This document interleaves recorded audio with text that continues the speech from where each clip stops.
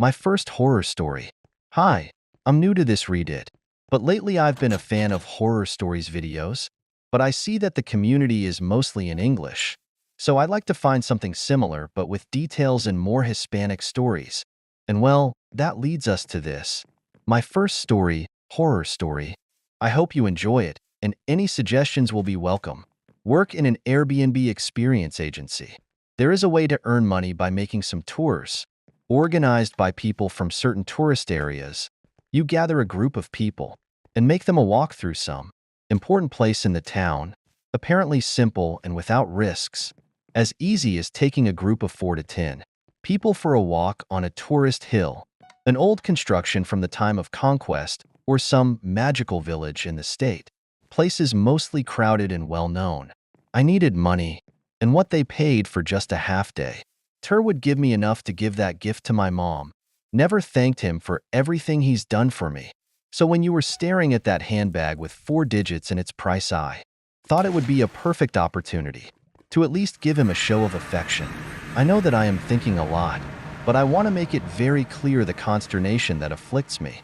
It all started a few days ago when, in Read It, I found a thread that talked about how to get an extra income.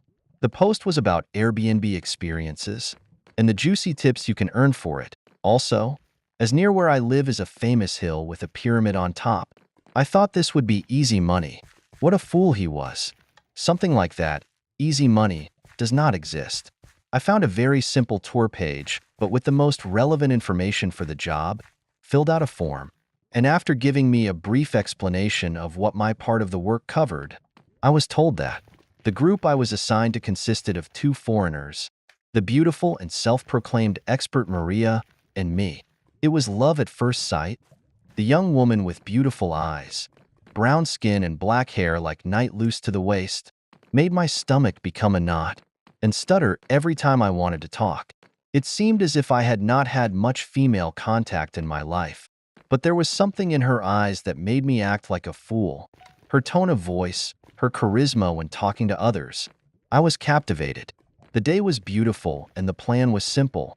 Take these people up the stairs, while they were told about the traditions, culture, and history of the village, to the top of the hill where the pyramid is located to make the typical photos of the landscape that offers the height. The view is simply wonderful. Despite living here all my life, I had never taken the trouble to climb up to this place. Mari began to say, "Listen, this place has been a ceremonial site for over 3,000 years. People also come here every day to get good vibes." Although the entire pyramid had not been explored, until a few months ago, after the earthquake, an underground entrance was opened that has been open to the public until today. And what do you believe? You will have the exclusive to enter this occasion. How strange. I thought I had not heard that this pyramid had some kind of underground entrance. Ignore the slight chill that ran down my back, reminding myself that I didn't know much about this place.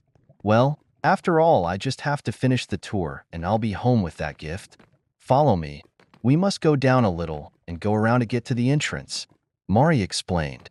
When I arrived at the entrance, a new wave of chills ran through my back when I saw that blessed entrance. I was completely alone and away from other tourists. Besides, it looked more like a cave. Its moldy walls and the cold air that came out of it gave me a bad feeling. It had no signs or lighting.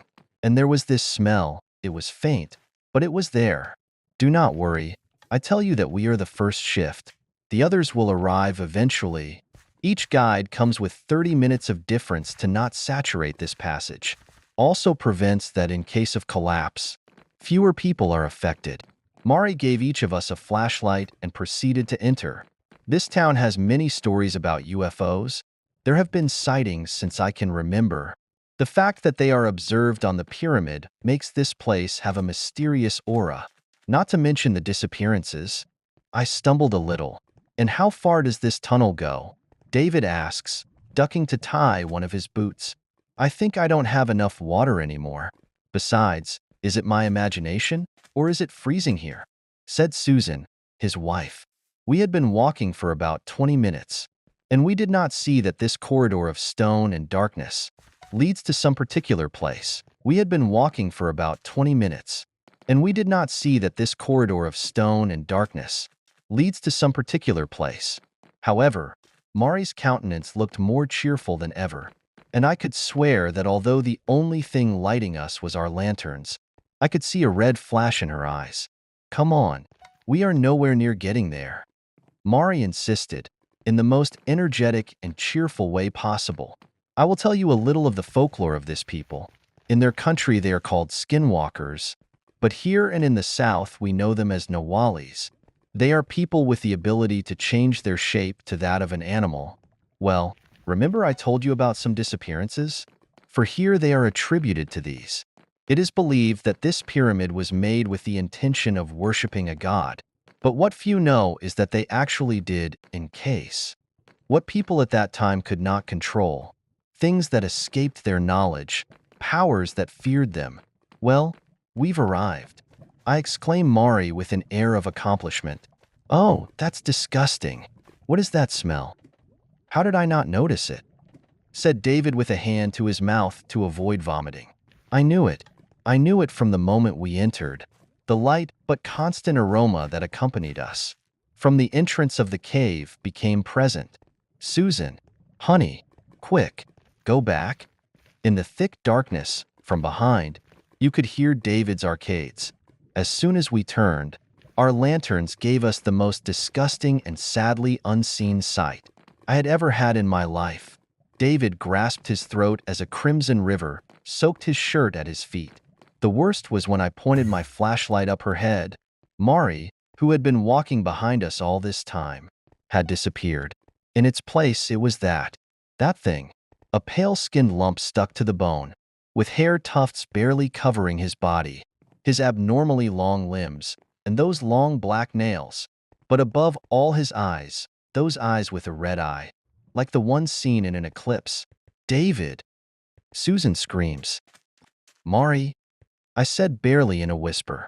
I was still. I didn't know how to react. The only movement of my body were the spasms caused by fear. I felt a sharp pain in my right arm and then feel an intense pain in the head before losing consciousness completely. I managed to see how that thing rushed towards Susan. How long I was unconscious when I took my flashlight, with the light barely flickering, and tried to light around me. I was completely alone, receiving the heaps of carrion and the bodies hardly recognizable that couple. Intense pain began to run all over my body. Hungry, thirsty, and a couple of broken ribs. I tried to crawl over where I thought the entrance was. The long and tortuous path to the exit, dragging me through that dark, wet, and cold cave, made me feel like I was born again. Was I exhausted, with my mind about to crack? What happened? Is this real? Mari. That thing, what the hell was that? And since when has he been doing this? How many more have done the same thing?